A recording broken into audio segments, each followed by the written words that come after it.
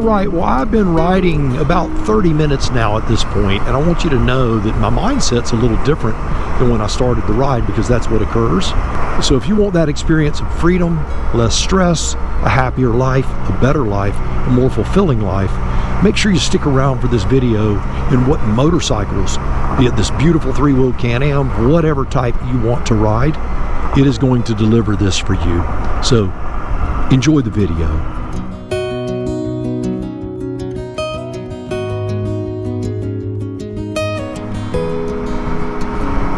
Well, hello friends, Coach Bob with you today, and today, man, we got a great video.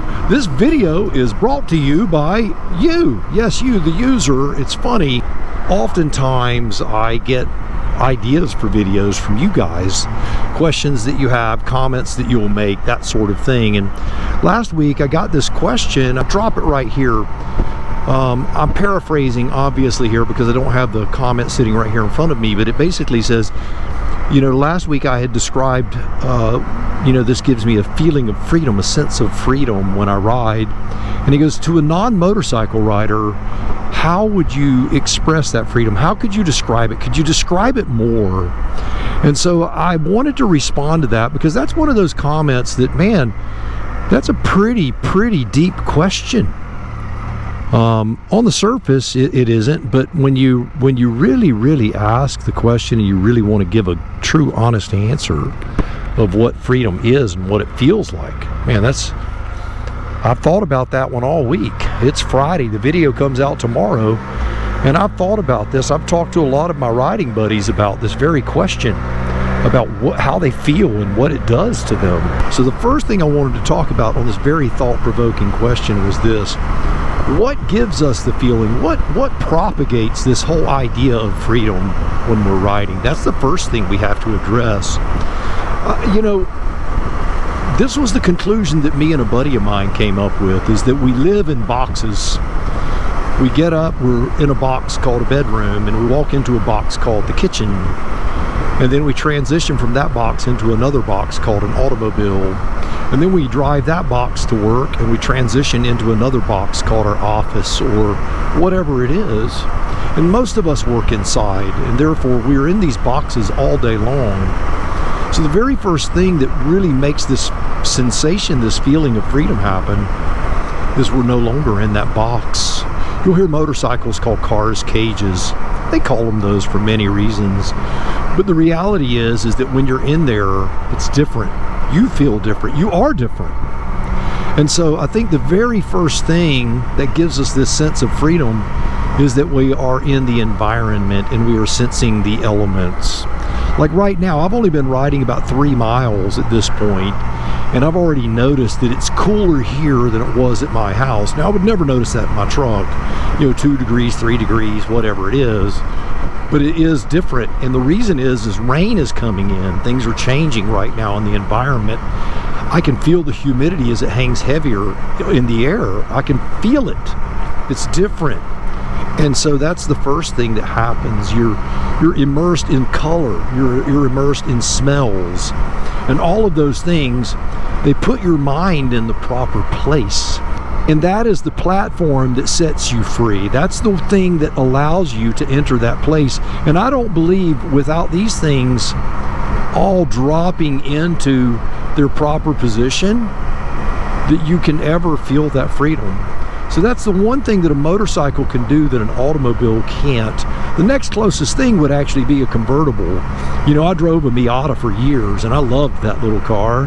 And then I drove a Jeep for many years. I've had several Jeeps.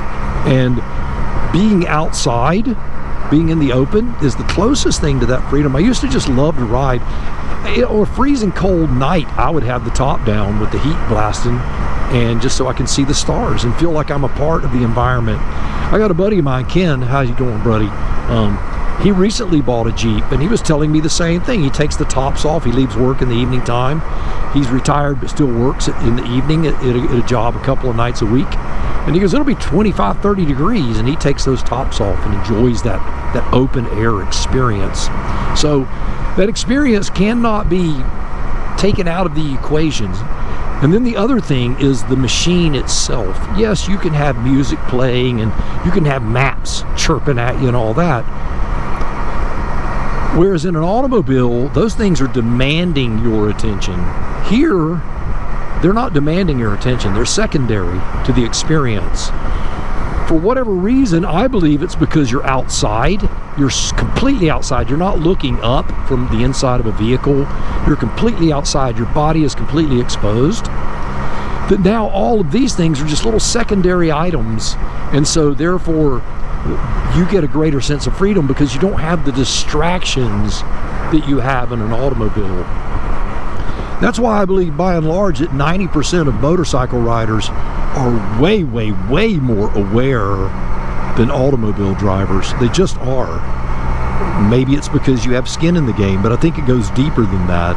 I think there is this inner thing that's occurring while we do this that sets us free to experience the outdoors and to get that feeling. So now that we've got that out of the way of why it's happening, let's talk about the feeling itself.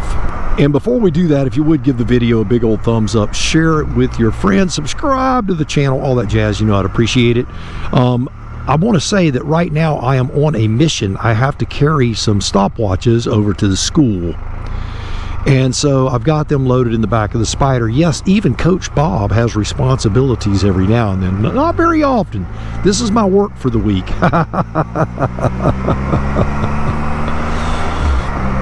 But even when I'm doing grown-up things, I can still have fun and experience that freedom. And often when I'm doing things, I want to ride, even if it's inclement weather. Even in the rain, I do this. I like to get out and just go. I just want to be out in it. So let's talk about the experience. I know I've got 4 topics we're going to talk about real quick about what happens with us and how we experience this freedom. You know, the more you ride, and I even mean day to day, not just on a trip, but man, on a trip, it definitely is true. But I think the more you just get out, these feelings that I'm going to describe, they accumulate. In other words, at the beginning, it may take you a little time to get into this zone. But once you've done it enough, immediately when you feel the wind hit your body, you're in these places. So what is the first feeling that I experience, even in an urban environment like this with cars around? Well, honestly, I feel my worries start to evaporate. Yeah, that's right. My worries evaporate. You know, again, it starts early. The more you ride, the earlier it will start in your ride. It may take 30 minutes or an hour. It may take a day the first time. You may be on a cross-country trip and it'll take a day or two for the voices to stop of work and all that stuff. But all of those voices evaporate. Bob, you need to mow the grass. You need to respond to the emails. You need to deal with the employee problem at work. You need this, you need that. You need to pay these bills. You need to purchase this item. Whatever it is, you need to take care of your loved one. You know, when I was dealing with sick family members, I could get on this and those thoughts would go, they just evaporate. And when you're on a motorcycle, whether it's a 2-wheel or a 3-wheel, those feelings evaporate very, very quickly. And you don't realize the load that it takes off of you until you experience it. But man, it is very liberating when you're not worrying about the things that this world throws at you. And we all know that it constantly is throwing things at us. All right, so that's the first feeling, that's the first experience. And that might not be what you expected. You might have expected, you know, some sort of radical rebellious thought, but it's really more beautiful than that. You can't pay for that. There's no amount of money that you can throw out there that will purchase that feeling. You just can't. The second thing you experience is really something quite amazing, and a friend of mine and I discussed this at length this week. What fear taught us, our muscles enjoy. What we mean by that is when you're out riding, when you first ride, you'll go around that curve, you're having to think about everything. And so you don't really get to experience the feeling, you're focusing on the technique. And as we get better and better, the fear that we have of falling or getting in an accident or getting involved in traffic or hills or pavement surface changes or whatever that is, that fear evaporates. Now, I'm not saying you don't continue to respect the motorcycle or the feelings that you have when you're riding, but it turns into a natural thing. You know, a rock climber is in a very dangerous position all the time. I've done it before. I used to be thin and strong, not anymore, but I remember that when you're doing it, you're thinking about where you're putting things and doing things, but it's way less thought and it's way more memory. It's the experience, and that's what happens here. All of your fears subside when you ride, and that's another thing that you get this feeling within you where your muscles, it's almost primal, that when you're out doing this, it takes you down to the bare bone, the muscle, the sinew of what you are, and it's a great feeling. That's the only way I can describe that part. But I know that may seem like a very ethereal, esoteric, bizarre, artistic thought, you know, but it really is true, and those things add to this experience. All right, well, I've got to drop some stopwatches off. We had some stopwatches for swim, and another sport. How you doing, sir? Another sport needed them. Let me run in here and do this real quick. I'll be right back.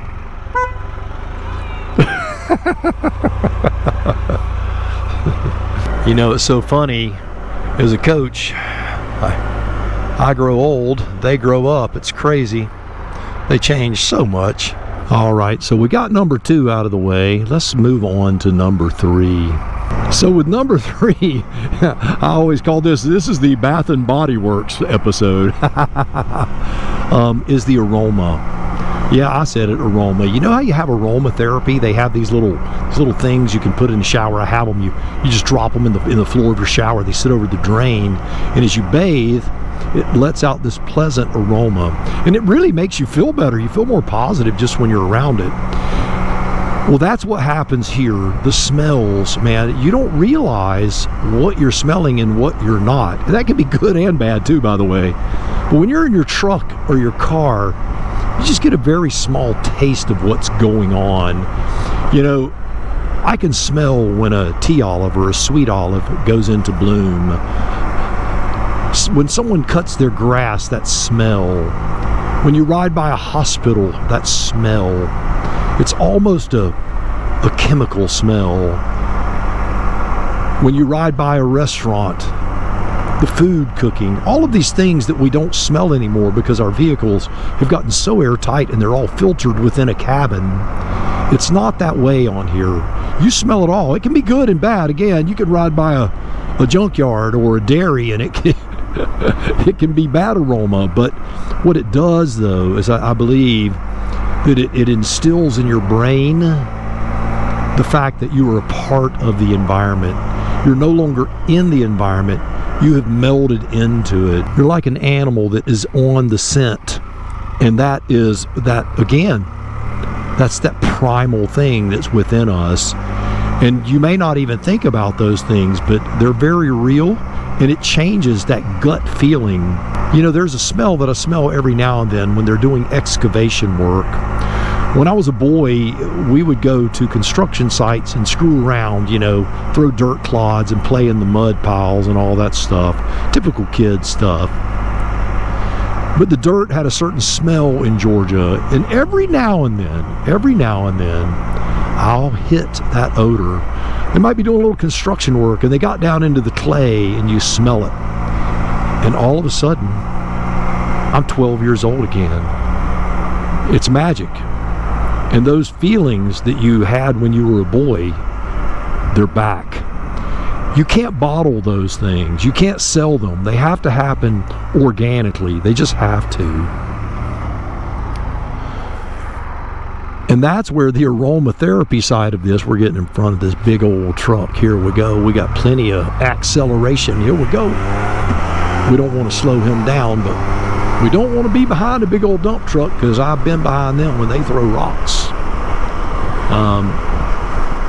So there's a reason why aromatherapy exists, because they understand, they've done the studies to indicate that the smell of things impacts how you feel. It really does. Right now, if I take a big whiff, I can smell the decomposing leaves. I can smell the green leaves all at once, just working together. It's really amazing. When we were out in the desert had a different smell to it, one I'd never experienced before growing up in the southeast, where everything is humid and harsh. Everything out there is crisp and dry. But when I was a kid, things would get wet. We'd spend a lot of time in the woods. We had clubhouses and forts. And there was a smell of that wet wood in the woods. And that smell, I experience it every day, which is why I love riding in the southeast. People go, don't you ever get bored riding in all the trees and the greenery? It sure isn't the mountains or the beach. It's not. This is my childhood. This is what I felt when I was a boy. And that's what makes it so wonderful now. I get to experience that every time I put the key in the ignition of this beautiful Can-Am Spyder or any other motorcycle that I so choose to ride. All right, so what is number 4? Number 4 is going to even be more out there. You guys are really getting into my brain now. There's a moment when you're riding, and it's more than the voices stopping. You can see it's gotten super gray. It's super dark right now. It's going to rain. And I'm out here and I can feel it in the air. But there's a moment when you ride. You can see I'm on a country road now. I just move out of from that urban environment into this suburban environment to where I'm out here in the woods.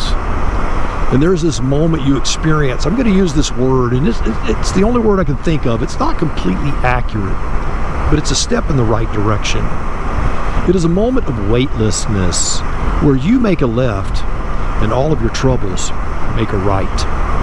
And that is that feeling, you can't describe it other than all of that weight is gone. It's just gone. The more you ride, again, the quicker these things happen. The less you ride, it will continue to happen, but it may take a little more time.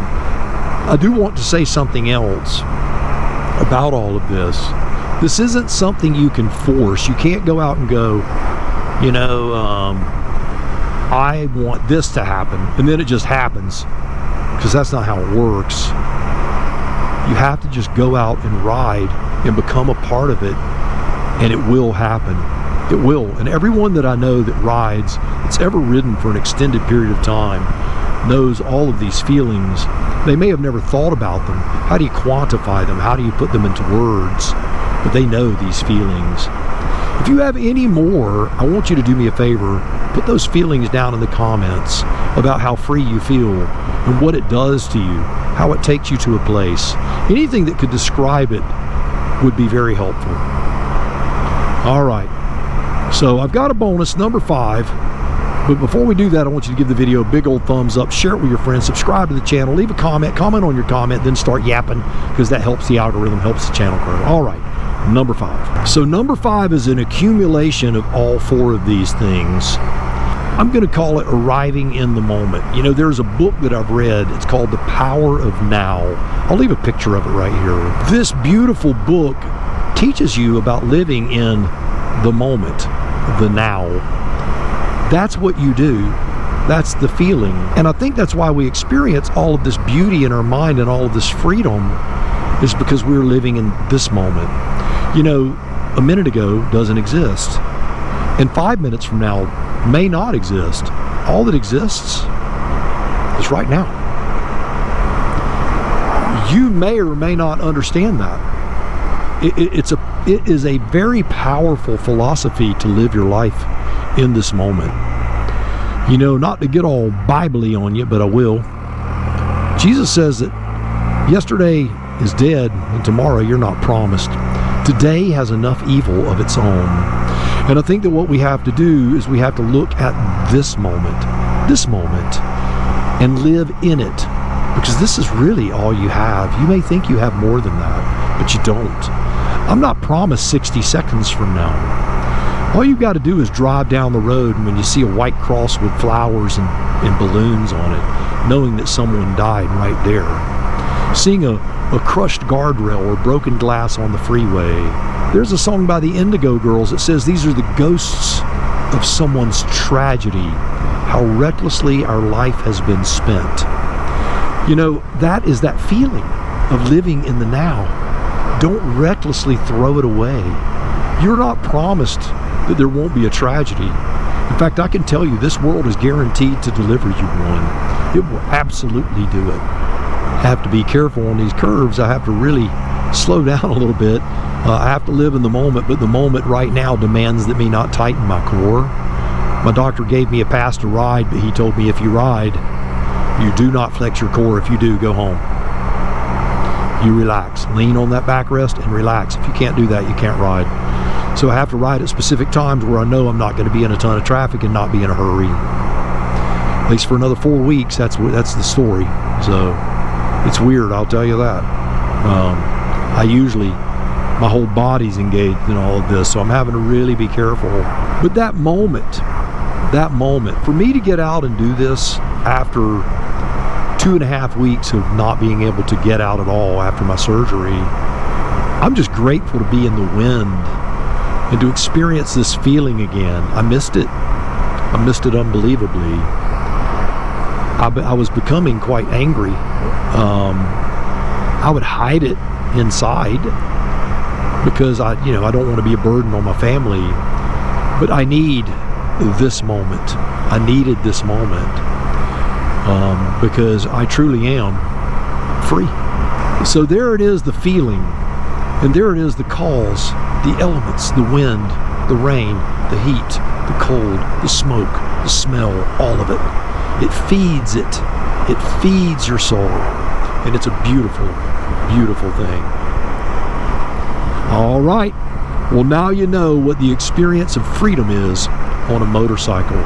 If you want to experience that freedom, I would suggest that you get out and get you one, because it really does matter. I have to really slow down for these little S's up here because my body wants to tighten up and lean and do those things. I have to just relax, slow down, and relax. All right, well, there you have it, another one in the books. I want you to do me a favor. Yes, you, go out by the motorcycle of your dreams. Eat right, take care of yourself, and remember, if you're not having fun, you are most definitely doing it wrong. Now you go seize the day, and I will see you on the road real soon. And in that moment, we will be living in it. There you go.